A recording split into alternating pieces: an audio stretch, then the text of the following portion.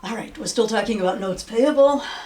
These notes payable are ones that have an unrealistic interest rate. How does something like that happen? And I honestly don't know how often stuff like this happens, but as an accountant, you're supposed to you're supposed to report the economic reality.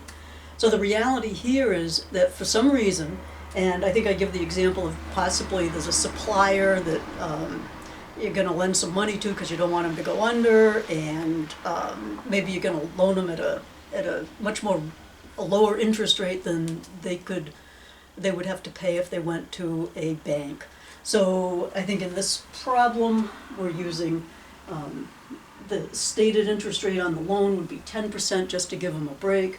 But if they had to go borrow the money in the open market, they'd have to pay 12. So as the accountant, we've got to record the interest based on this rate, not that rate. Yeah. Okay. So this is a note payable issued for cash, $10,000.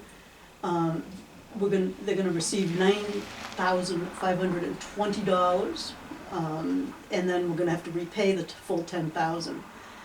They give you the stated rate and the market rate, and it is a 3-year note. So when you're put in a situation like this, the first thing, actually they give you the cash received, so that is the present value. How did we get that? In some problems, I'll just go through this because in some problems you will not be given that number, and you might have to come up with it. So we have to compute the present value at the market rate.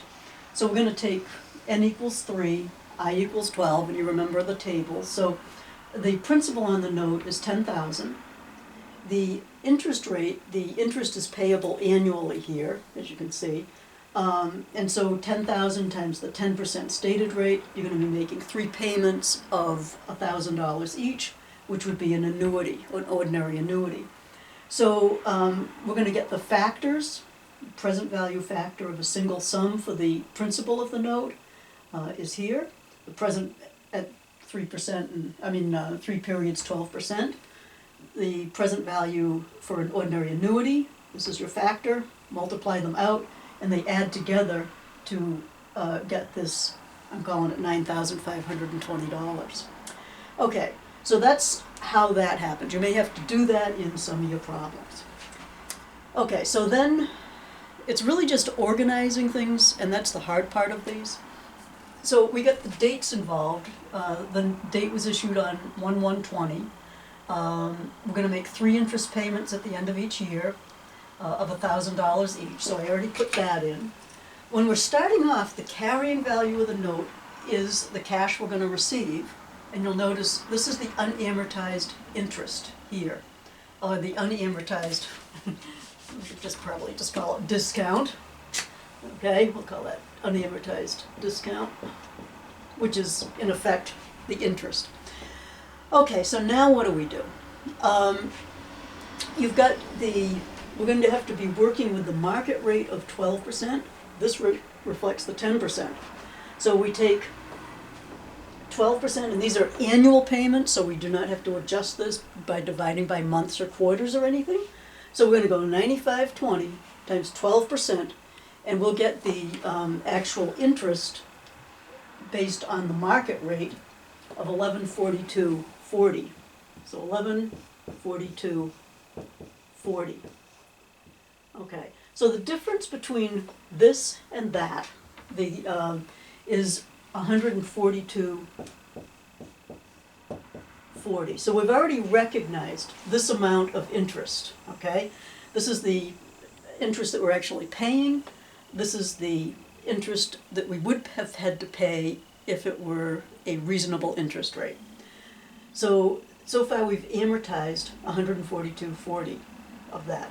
Okay, so now we're going to go the 480 minus that would give us 337.60 we have left to do, and the carrying value of the note is going to go up, okay, to 9,662.40. Okay, and so we would do this each time. Now we're going to be taking 12% of the new carrying balance, and we would get 1159.49. So in this case, we have amortized another, of that 159.49 is the amount amortized. We're down to 178.11. This is going to be approaching, this should end up at the face value of the note of 10,000. So now we're up to 9,000, okay, 821. Okay. That's not right. It would be 89. Okay. And then we would do the same thing again, and you can see from the chart how that ends out. It's, what, 1178.11, and that's just 12% times the new carrying balance. And we got 178.11 amortized, and now we're down here, and we should be up to the carrying value of the face value of the note. So when you're setting these up, you have to take each problem as it comes, and you can fill in the easy parts, like these are the dates that'll be involved. We know that we're going to be making those 3 interest payments. We know this is our starting point, and then you kind of just have to figure out what to do with the rest of it. When you come to do the journal entries, you've got your 1/1/20, and in this case, we're going to be receiving the cash, and that would be the 95.20. Okay, and we're going to have discount on the note payable that starts out at about what have I got here? 480. Okay, just rounding, and we're going to have a note payable of the 10,000. What this discount represents is the additional interest on the note as a result of it not being issued at a reasonable interest rate. So this discount ends up being translated into the interest expense on the note over the period of the note. Okay, then we do the 12/31/20, and all our information is right here. We can see that we're going to be paying cash. We're going to be making a payment, an interest payment of $1,000, right?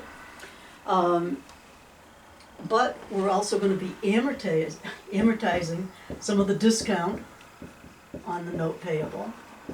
Okay, and so we're amortizing the 142.40. I'm just going to call it 142 if you don't mind.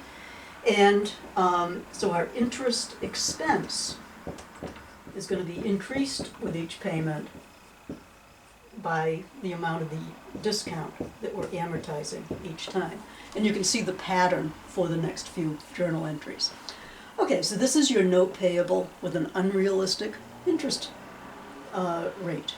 Okay.